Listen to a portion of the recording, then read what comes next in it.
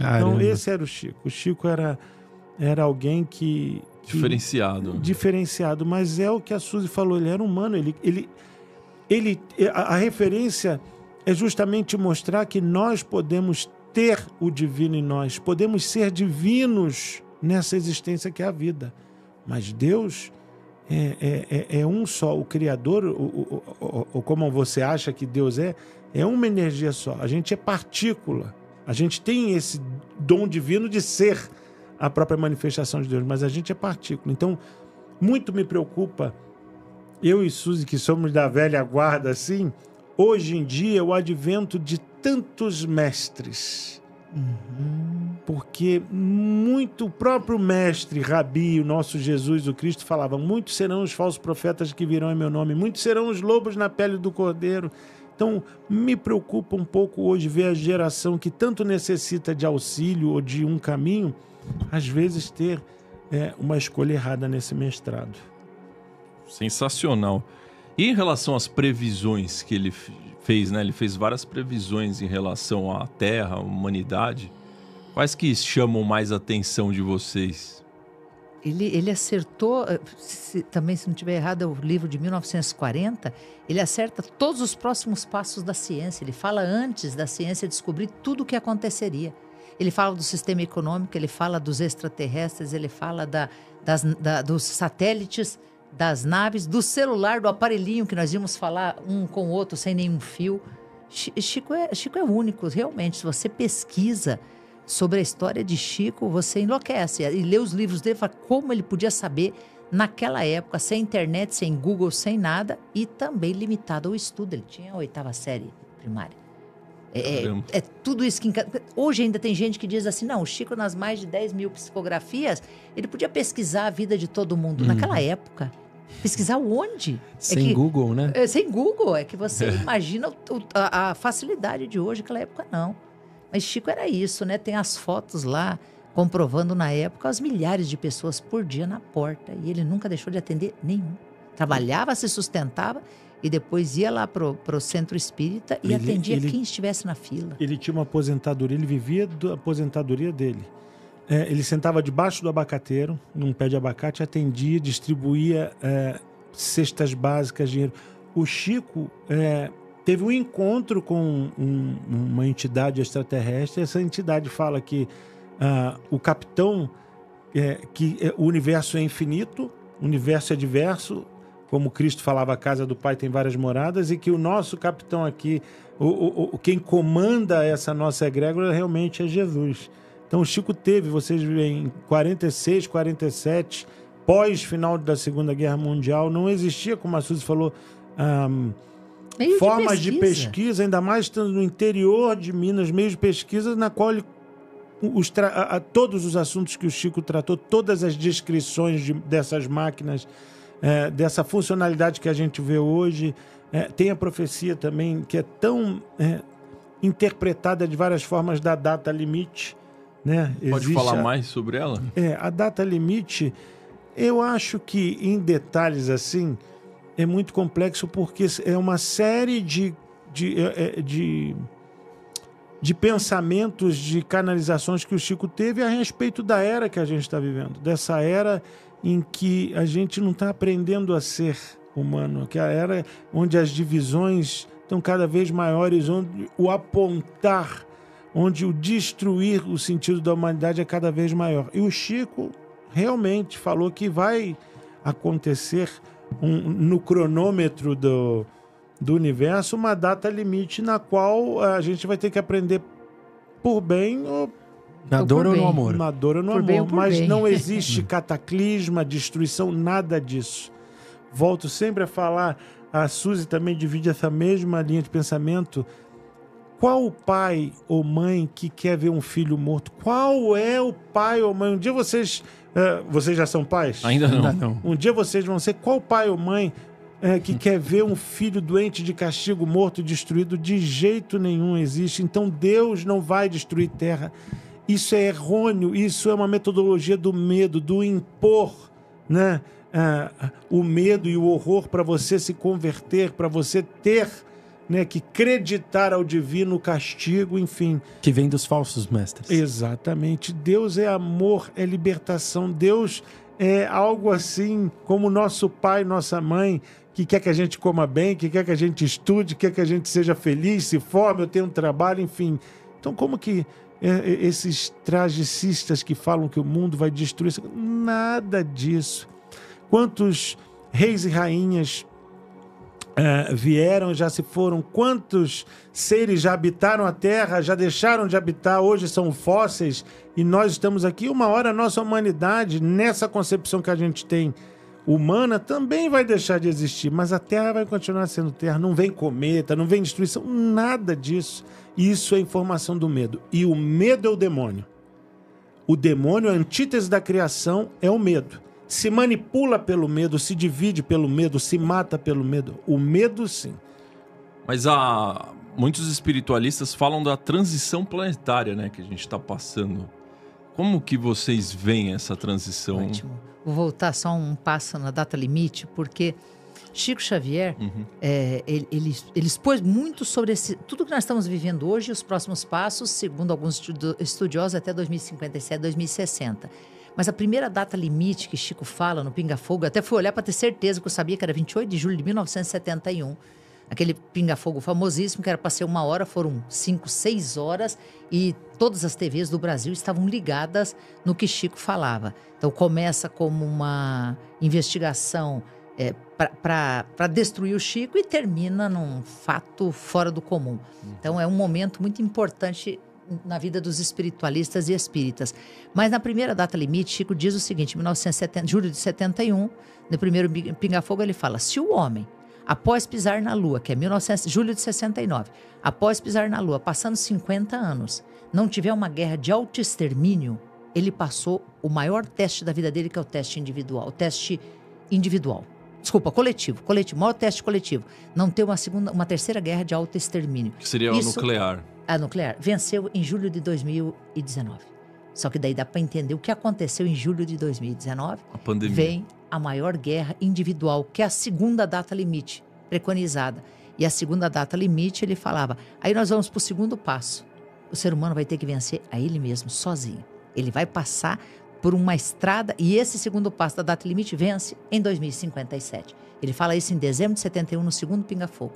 Essas duas datas são as efetivas que ele chegou a falar algo com data. Mas dali ele falou todos os passos que nós vivemos, mas a primeira data limite era uma guerra de extermínio coletivo, e a segunda é o ser humano se suportar sozinho. É uma guerra individual.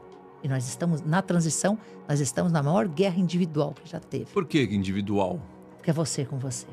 Não é mais agora um país, uma nação, um bairro, um navio, um local. Agora é você sobreviver a você mesmo. Tanto que esse advento da parada, qual foi o maior desespero de todo mundo? Se viu diante de si mesmo, dentro de casa, e achou pavoroso ter que se suportar.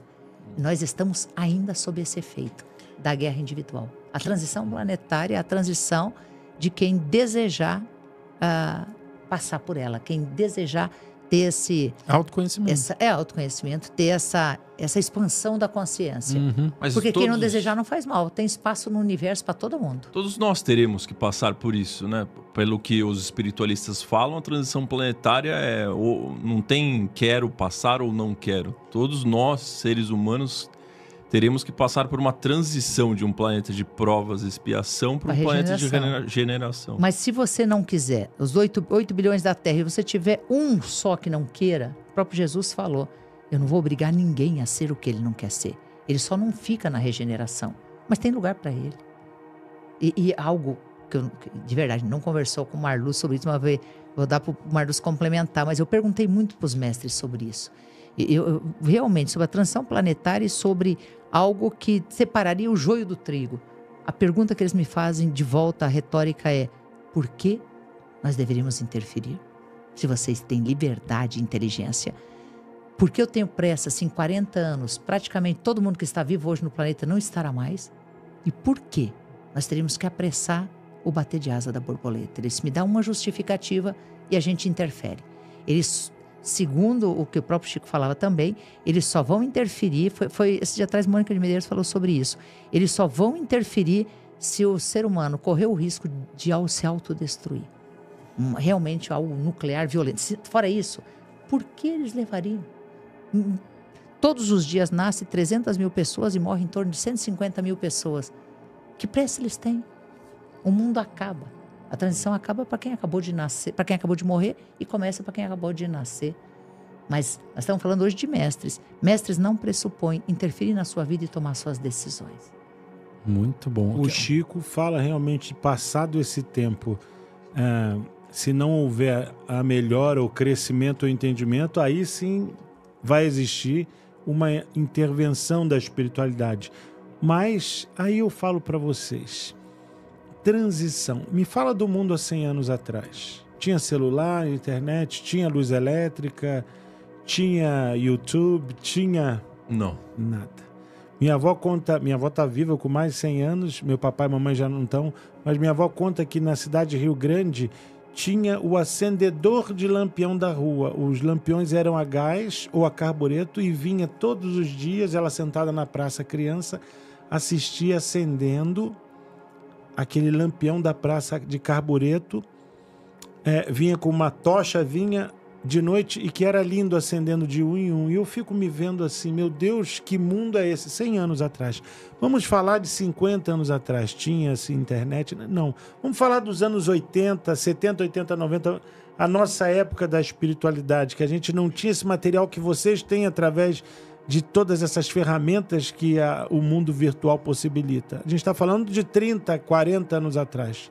Não tem. Então, transição nada mais é que o passar do tempo, do que adaptar-se aos novos tempos. E nós somos uma raça resiliente. O ser humano é capaz, como um nômade, se adaptar ao deserto, como os povos que moram... Às vezes eu fico vendo no aleatório do YouTube, povos sobrevivendo a 77 graus negativos. Ia falar, né? Na Sibéria. Na Sibéria, uma coisa assim enlouquecida, que a água já sai congelada, não tem como ter água para tomar banho. E essa resiliência nossa de nos adaptar à própria vida em si, isso é transição. Então, o que é essa transição planetária? É a humanidade, nesse sentido do coletivo e do individual, tornar-se melhor. É, ao invés da gente prender, criticar, apontar, dividir, matar, tornar-se uma... Vamos exemplificar aqui, sem política nem nada. Mas imaginem se Hitler fosse uma pessoa dedicada à luz. Toda a tecnologia nazista que foi criada fosse revertida para a criação, para o dividir e somar. Na Segunda Guerra, na Guerra do Vietnã, todas essas tecnologias de guerra fossem não um investimento de defesa e ataque, mas um investimento em tecnologia que cura doenças. Imaginem isso. Mas a gente prefere gerar o negativo, o ser humano prefere continuar no dividir. Aliás, as energias se manifestam, né, de muitos mestres aí que se dizem em segregar. Então, nós temos que o quê? Essa transição é justamente ter espiritualidade, ter consciência e passar dessa era nossa agora, daqui a 30, 20, 40, 50 anos, 2050... 2057. Passar o 2057, revertendo aquilo que é tecnologia, aquilo que é conhecimento para o bom e para o bem, dando utilidade à nossa existência aqui. Isso para mim, é a transição. É claro que existem, por exemplo... No hinduísmo, Kali Yuga, que é a época da morte, Prema Yuga, que é a era do amor. Claro que existe, né? Falava-se de 1000 passarás a 2000 não chegará, e nós estamos aqui. Então, eu acho que a transição maior é termos consciência. Isso é essencial. Mas então o Apocalipse, que a Bíblia tanto fala, e tem muitas pessoas que falam que nós estamos no Apocalipse hoje, vocês não acreditam que a gente está passando por isso ou estamos? Eu acho que a gente já passou muitos apocalipses. Você quer apocalipse pior que a Segunda Guerra Mundial? 158 milhões de mortos, 2.000 dias de escuridão total no planeta. O Marluz falou agora, e a gente sobreviveu. Olha a Idade Média, medieval, onde a vida não valia nada. A média de vida não passava de 30 anos, não valia nada. Eles matavam se você piscasse. Você não tinha acesso a estudo, não tinha acesso a pesquisa, não podia fazer pergunta, nada. E nós sobrevivemos. Então, Apocalipse... Tem nós estamos vários, vivendo, não é um. É isso, Apocalipse, a revelação, a grande revelação. Você pode... E esses estudiosos também pesquisam muito. Por exemplo, quando o João Evangelista vê... nós tínhamos passado o advento de Tito, 70 depois de Cristo, que destrói Jerusalém. É a grande destruição do templo e não sobra nada. Aquilo é Apocalipse. Quem disse que João não estava vendo aquilo que aconteceu? 5.000 pessoas num dia em tocha humana para iluminar as estradas. Estaqueadas e queimadas vivas. Isso é registro histórico.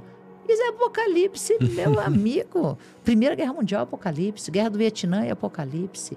Holocausto, um vulcão que explode. A Indonésia, 20 anos atrás, o tsunami, 300 mil mortos. Uma pandemia. Então, a gente vive de soluços de Apocalipse. Só que nós precisamos encaixar o tempo inteiro que é a desgraça que nos persegue. O nosso destino é a desgraça. Não faz sentido. Sim, é melhor, nosso passado foi a desgraça. Pensar que existe um caminho bom e que você tem que se tornar uma pessoa melhor. E se a gente pega, vamos voltar a 2.100 anos atrás.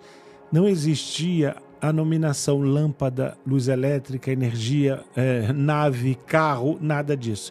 Vocês imaginam um profeta tendo uma visão de algo que ele não saberia descrever nas nossas palavras? O grande problema é que a gente tenta, né, essa é a escatologia bíblica, isso é a gente tentar definir ou entender pela nossa palavra, que sabe que é um microfone, que sabe o que é porcelana, celular. A visão que ele teve há 2.000 e tantos anos atrás. Então imagina se ele teve realmente um dom profético, a visão de uma nave ou de um avião bombardeando com mísseis, vários mísseis, quer dizer, o dragão, a besta alada, a cara do leão, né, a quimera como a mulher dirigindo. Isso é a representação daquilo que há 2.000 anos compreendia o profeta. Não é uma descrição física, química, do que hoje em dia acontece. Então, quando a gente vê uma guerra como como está acontecendo agora na Palestina, na Ucrânia com a Rússia, quando a gente vê as mães, o Chico falava uma coisa fantástica, na guerra ambas as mães choram. Quando a gente vê crianças despedaçadas, que eu já vi vídeos horríveis que me mandam nessa guerra no Oriente Médio, um pai carregando o saco com os bracinhos, eu nem sei o que seria de mim. Isso é o Apocalipse, isso é a besta do Apocalipse. Os chefes de governo sentados nas suas cadeiras aveludadas, apertando botões ou decretando guerras. Isso é o Apocalipse. Muito bom, Marlos. Para fechar esse bloco, dado que você trouxe, né, Jesus de novo para a conversa, vocês acreditam na volta dele ou não? Essa eu vou começar aqui, deixar para a Mana findar. Eu perguntava para a mamãe, minha mãe, a Melinha, todos os dias assim: mãe, Jesus vai voltar um dia? Isso antes da primeira comunhão. Jesus já voltou, porque eu entrei para o centro kardecista com 9 anos e com 11 eu fiz a primeira comunhão. Então eu ficava: Jesus vai voltar um dia? Ela falava assim: meu filho, ele volta todos os dias, no mendigo com fome, na criança que chora e no animal abandonado. E todos os dias a gente crucifica ele. Eu cresci com isso. Todos os dias a gente crucifica ele. E depois que a gente entende que Cristo foi perseguido por política e religião juntas, Cristo era o cara mais libertário e fantástico, o mestre, o fundador da quântica, assim, que eu sempre brinco, já falei isso para vocês, a gente entende que ele volta todos os dias. Ele volta todos os dias no sorriso do filho, na esperança da cura. Ele volta todos os dias naquela pessoa que está lá no banco, enquanto você está fazendo o teu saque, pagando tua conta, e está te pedindo R$1, R$2, e você julga, para comprar cachaça, para comprar droga. Ali está Cristo. Esse é o Cristo que vive, é o tornar-se um ser humano melhor. Cristo volta todos os dias. Não espere essa coisa de ele virá dos céus, porque dos céus vem a informação que a gente tem que repetir o exemplo dele todos os dias. Divino. Eu acredito exatamente nisso, mas tem algo no planeta que também eu acho muito bonito, apesar de que alguns explicam que ele vai ter condição de abarcar todos os 8 bilhões. Mas Cristo volta. O que a gente faz com 1 bilhão de hinduísta? Que tem uma outra visão, que nem sabe do Jesus. Não é parte da cultura deles. Aí nós temos 500 milhões de budistas que estão esperando o Buda, não o Jesus. Talvez nunca tenham ouvido falar dele. Não, né? Hoje, que ouviu falar de Jesus e que conhece só é 35% do planeta. Tem 65% que não tem ideia. Então, Cristo não é essa figura do Jesus que vai voltar para o Ocidente, o Messias. É em cada momento, todos os dias, a forma como o Messias volta na tua vida. Pode ser a tua mãe, tua irmã, teu pai, tua esposa, teu esposo, teu amigo, o chefe do trabalho. Tem tantas possibilidades de Jesus voltar, mas aí não sendo o Sananda Jesus, porque seria egoísta demais. Eu falei com uma japonesa uma vez, eu estava em Cambridge e a gente era Natal, sofrendo sozinhas lá, eu e ela, e um pastor, o pastor John, chamou a gente para conversar. E o pastor John começou a pregar. E começou pela história, Natal, história do nascimento de Jesus, da Virgem Maria. Daqui a pouquinho ela ergueu a mãozinha, um bom inglês, ela falou: "Who is Jesus?" Assustado. Aí o pastor parou e falou: "Você não sabe?" Eu nunca ouvi falar. De onde você veio, né? Nunca, E ela falou: "Não, no Japão, nunca." Aí perguntou: Virgem Maria, José, de onde vocês tiraram essa história? O pastor mostrou muito bem. Aí ela mostrou o mundo deles de Buda. E eu achei fantástico. Assim, aí nós sentamos para fazer uma ceia de Natal em festividade. E ali nós descobrimos que a luz crística está no Buda, está no Dalai Lama, está no Sai Baba, que a gente já vai falar um pouquinho dele. A luz de Cristo está no Papa, porque queira ou não, ele é o chefe dos católicos. E quem somos nós para falar que está errado? O católico que acredita, que pôs ele lá, né? Nós não temos nem condição para isso. Ele está num Allan Kardec, que codifica. Ele está num Chico, que escreve. Ele está no mendigo, Tá que em às todos vezes nós. é doente. Nossa, é tanta possibilidade de encontrar Jesus, que se a gente for egoísta e pedir que ele volte só para nós, para 35% do planeta, e os 2 bilhões de muçulmanos? O que a gente faz? Eles têm Jesus como um profeta, mas não como um Messias. E os 15 milhões de judeus? Eles não têm direito? Nós que acreditamos, que somos cristãos, acreditamos, nós temos direito, e 65% do planeta perde o direito. A gente está sendo egoísta quando fala de Jesus. E o egoísmo não combina com Jesus. Caramba. Perfeito, Nossa. perfeito. Desculpa, nós estamos Só discursador agregando hoje. aqui, Cristo, Jesus, o Cristo. Jesus, a gente é criado condicionando a uma forma física presa na cruz, ou a forma física de um homem que vai ressurgir na própria matéria. E não, o Jesus é um estado de atitude, de ação e pensamento. Jesus, para nós, é o nosso avatar. Para mim é, como a Suzy falou, mas para os hinduístas é Shiva, é Krishna, é Brahma, é Vishnu. Para os muçulmanos é Maomé, o profeta, né? Para os judeus ainda aguardam a vinda do Messias, e assim por todos não é os Jesus. que não é Jesus. Então, para nós, principalmente nós espiritualistas, Jesus é esse estado, né, de consciência. De graça. De graça. Você está em Jesus, é você perdoar, é você entender os ensinamentos dele como nosso mestre, como nosso professor, o cara tão libertário que está na cruz, olha para o ladrão, para Dimas, e fala assim: tu crê em mim? Creio, então tu vai ser o primeiro a estar comigo hoje. O ladrão. Um ladrão! Hoje em dia todo mundo critica, briga na política, mas Jesus liberta. O primeiro santo oficializado pelo próprio Cristo foi Dimas, o bom ladrão. Então, olha, aquele que não tem teto de vidro que atire a primeira pedra. Jesus é esse estado libertário de respeito, de amar uns aos outros como ele nos amou, de entender que a casa do Pai tem várias moradas, de entender que não é a riqueza, não é isso que vai te fazer melhor, né? Existe uma diferença muito grande da riqueza para a prosperidade. A gente tem que entender que riqueza não acumula, não adianta nada, não leva nada a ninguém, porque caixão não tem gaveta. Agora, a prosperidade é quando você faz da sua riqueza, do seu dinheiro, útil. Então, esse é o Cristo. É o que a Suzy estava falando. Ele é um estado como o hindu, como o budista tem dos avatares e mestres deles. É entender que Deus está ali também. Casa do Pai tem várias moradas. Deus está ali também. Deus está no altar, no Butsodam do budista. Deus está no puja que o hindu faz. Essa é a manifestação do Cristo. Para mim, ele é o meu mestre, mas isso não é é obrigação dos outros terem também. Eu tenho que respeitar o mestre, o professor, o avatar, o divino do próximo. Nossa, posso falar? Em 120 episódios, acho que essa resposta que vocês deram foi A melhor, uma das mais impressionantes, mais ricas. Olha que pra, lindo. pra Agora, mim aqui. imagina se ele voltasse hoje. Aonde ele ia? Ele ia na Cracolândia. Ele ia salvar quem não tem, tá perdido. Talvez é isso que a gente não entenda. Ele não vem para separar o joio do trigo, ele vem para cuidar o joio. Ele O tá na trigo tá África. salvo. Ia estar na África, lá em Uganda, em toda aquela guerra. Ele ia estar no orfanato. Ele ia ser crucificado muito rápido. Eu vou falar, não, esse não é o Messias, esse é um louco. O nosso Exato. Messias é o que vai vir salvar o quê? O modelo econômico e financeiro? Ele é no banco? Onde ia? Essa questão, tá faltando a gente se fazer essa pergunta.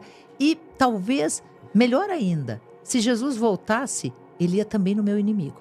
Naquele que eu não gosto, naquele que eu discordo, naquele que eu brigo. É lá que ele ia.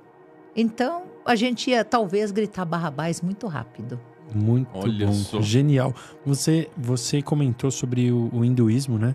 Aham. E Sai Baba vem de lá, né? Então, se a gente pudesse entrar nesse mestre, que também é muito importante, muito relevante.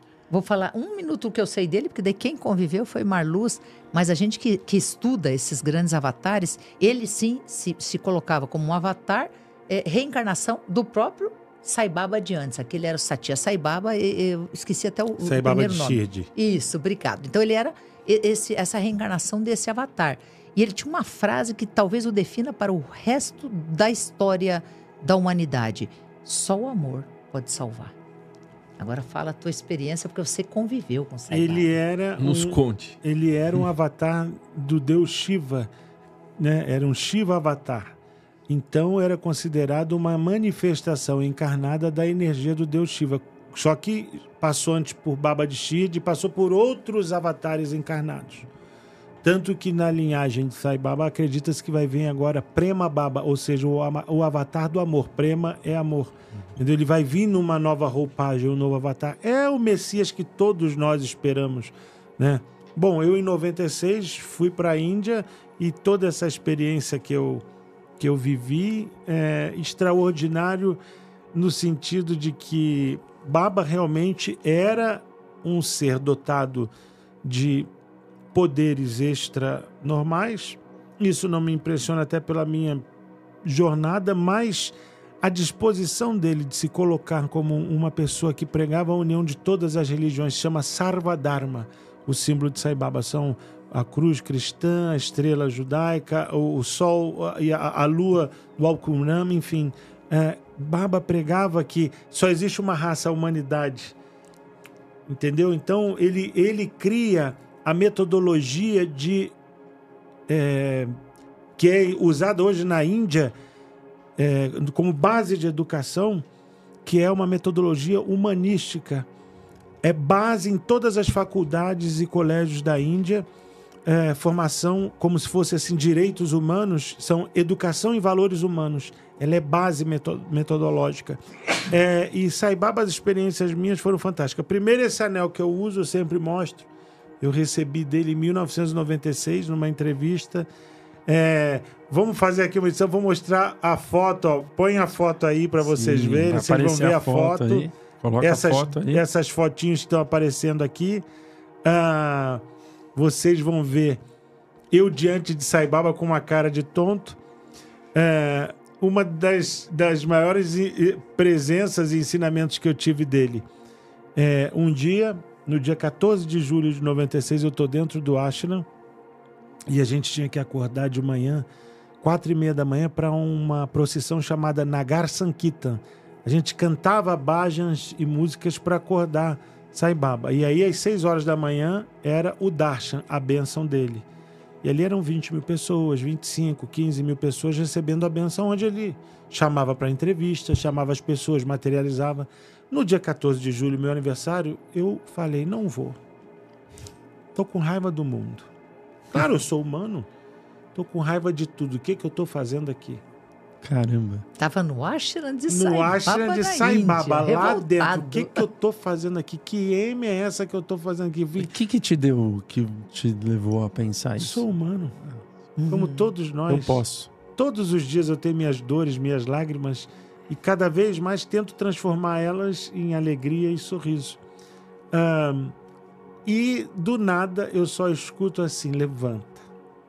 Rapidamente me levantei e eu teria que estar 4h30 da manhã já no Nagar Sankita para pegar a fila antes da bênção de Sai Baba para pegar um bom lugar, porque eram tipo assim, 200 filas que se sorteava, fila A1, fila... E aí a gente ia sentar nos seus lugares, dentro do por templo. sorteio. 20 mil pessoas sentadas de algum jeito. Saio correndo. Você lembra de um desenho chamado Bebê Ganso? Que era um ganso desengonçado que usava uma fralda. Eu saí igual o Bebê Ganso. Eu botei um punho, fui me enrolando, quase nu. Saí correndo para a fila. Olá, queridas e queridos, espero que estejam gostando do vídeo de hoje. Se você ainda não se inscreveu no canal, agora é o momento perfeito para se juntar à nossa comunidade. Basta clicar no botão de inscrição ali embaixo e você não perderá mais nenhum vídeo aqui do canal. Então, antes de continuarmos, se você ainda não é parte da nossa comunidade, clique no botão de inscrição agora mesmo.